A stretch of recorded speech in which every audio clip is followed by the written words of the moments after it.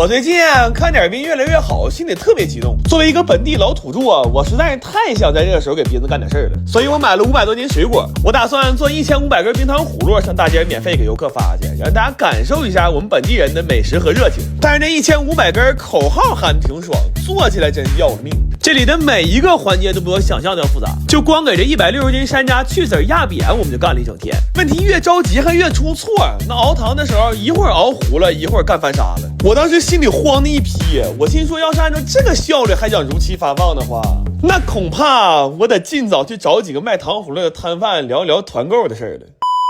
所以后来我们就开始尝试找朋友来帮忙，然后一听说是招待南方小青豆，大家都特别热情。最多的时候，我家这客厅里同时容纳了21个人，就恨不得走道都得横着走。而且人多了之后，这流水线也流畅了。就在这么一个40多平米的小客厅里，我们同时组建出了6个工作部门。但即便是在这么高效的工作架构之下，我们的节奏依然非常紧张。那天看直播都有印象吧？我们全程都没工夫说话了，后来就连上厕所都有时间限制了，你就说这强度它有多魔鬼吧。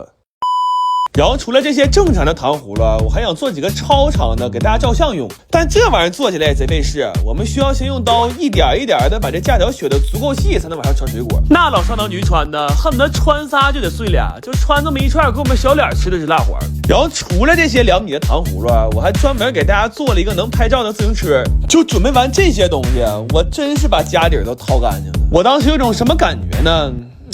就是我好像在那一刻和哈尔滨文旅共情了。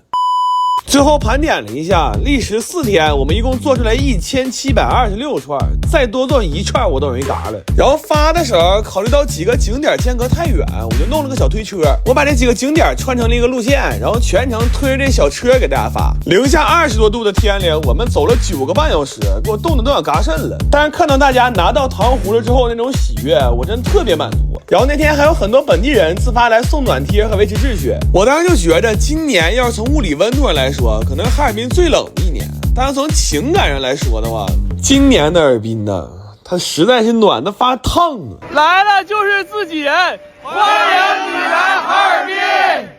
妈，整挺想哭。